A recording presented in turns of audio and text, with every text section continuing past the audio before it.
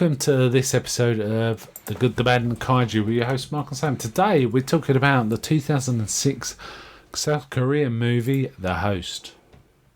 Hi Sam. Hi. Right, so we kind of left Toho Godzilla behind finally, and we're kind of picking the bones out of what's left.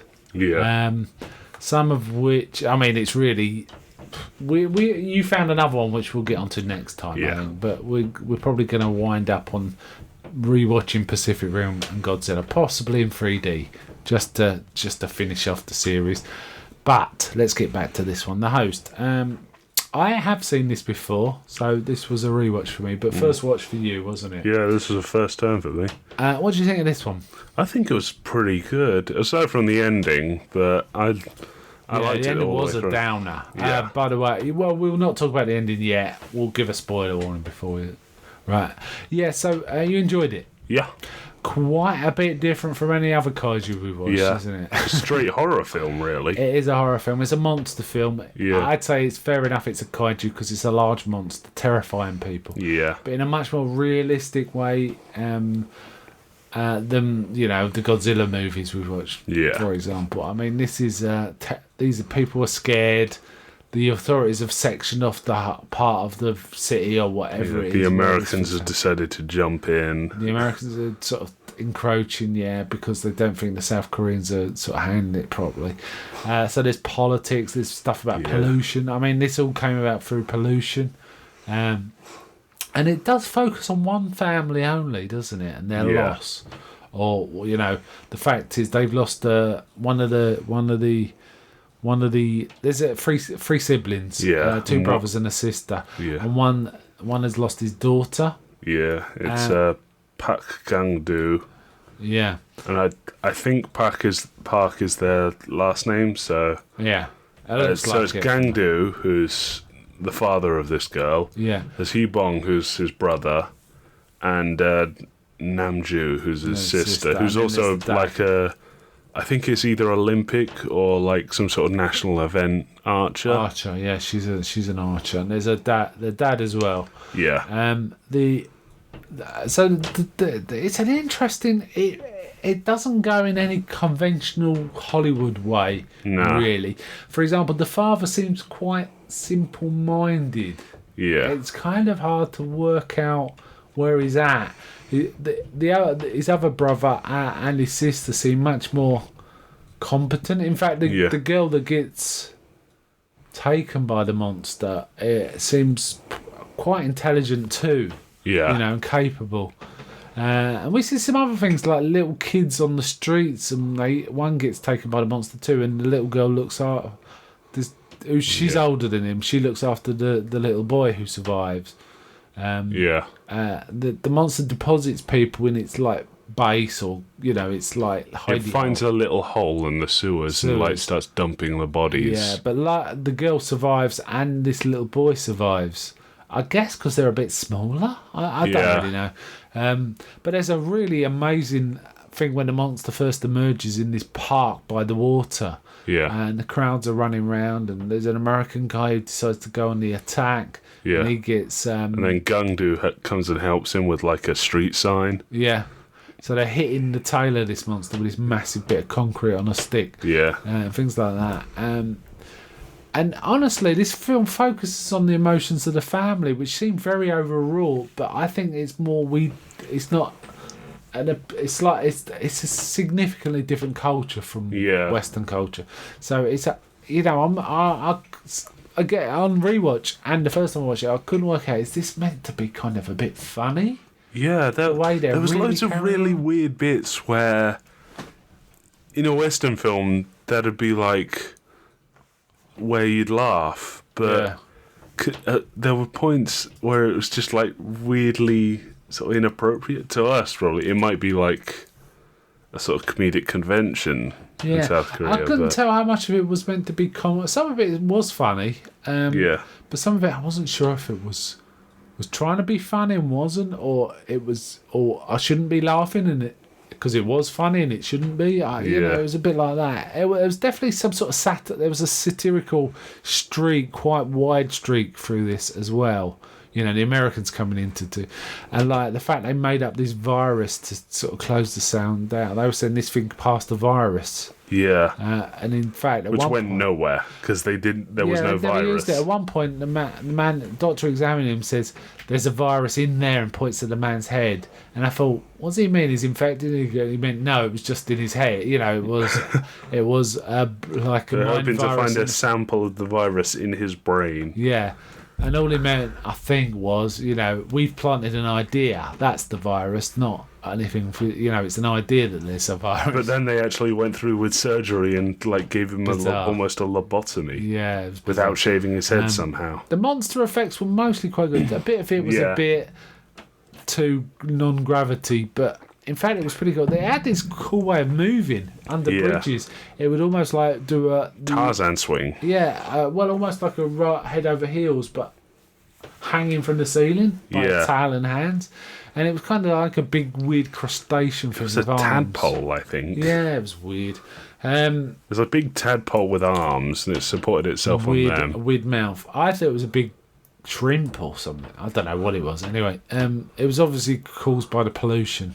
I really enjoyed it though. Having said all of these things, I really quite enjoyed it. They basically wanted to find her. That they've realised she was alive. They got a phone signal, so they knew she was alive and where she was. But the authorities then arrested him and like, oh man, it was a right drag. They had to like escape, and there was like a comedy escape.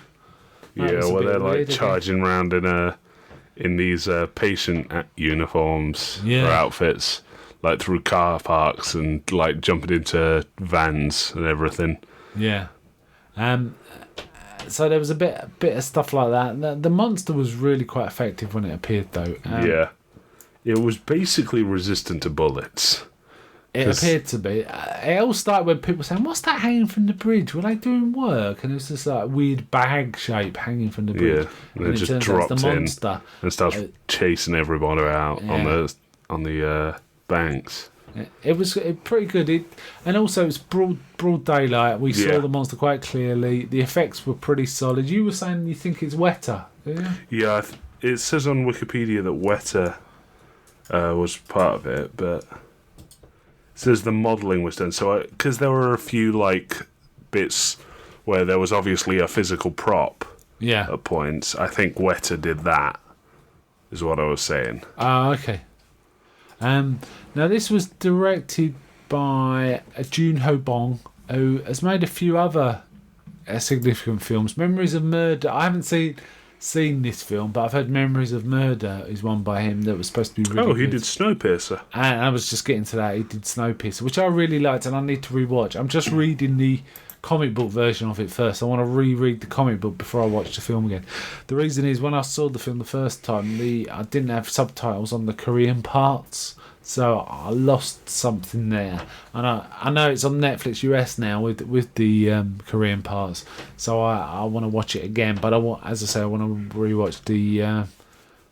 I want to read the manga first. Do you want to see Snowpiercer? Not really. No. Okay, I do want to watch it again. Although it was quite good. I quite liked it, but I want to watch it again to really take it in properly. Yeah. Anyway, let's get back to this. The host. Yeah. So, kaiju of a sort. Kind of. Just about. Yeah. I think it just about qualifies. And although we had problems with the family dynamic in that it wasn't, it was culturally different for what we understand. I wanted to kind of forgive that, but they had the ending, it just kind of invalidates the rest of the film. Because they go through all the trouble. Let's say spoilers. Yeah. Right? Okay, carry on. They go through all the trouble. Like, one of them gets lobotomized. Nearly. Well, we're not even sure, because we see them start the surgery, and then it cuts back later, and he's still got all his hair. Well, I think it wasn't a lobotomy. I think it was endoscopy, which means they're taking a sample. Yeah. I think that's probably different. More likely, but... Yeah. But it didn't look like he had his head shaved, but then he had all his hair, so I didn't understand that bit. They get assaulted by this monster, they get assaulted by police, they get assaulted by random people, And the girl dies off screen. Yeah. Right at the end. But she does save the little boy that she's been looking after, and they kind of take him as their son. They take him in. They take him in and look after him. So that kind of shows a level of... it's not good, but it's right. Does that make sense? It's the right thing to do. It's humanity. It shows a level of humanity among that family. But it was a real downer that she died afterwards. She was a really good character. She was a good actress. She was a likable. You could understand. She was their daughter. She was one of their daughter or niece. Yeah. And they really wanted her back, and they did everything they could to get her back, despite the authorities trying to stop them. They even killed the monster when the authorities couldn't. The authorities were releasing Agent Yellow. Agent Yellow, not doing anything. But they actually... They ended up, firebombing it. They firebombed it, and then the archer... Shot it with a flaming arrow. Flaming arrow and blew it up. Burnt it. Yeah. Even Gangdu started, beating it up with a spear. Yeah.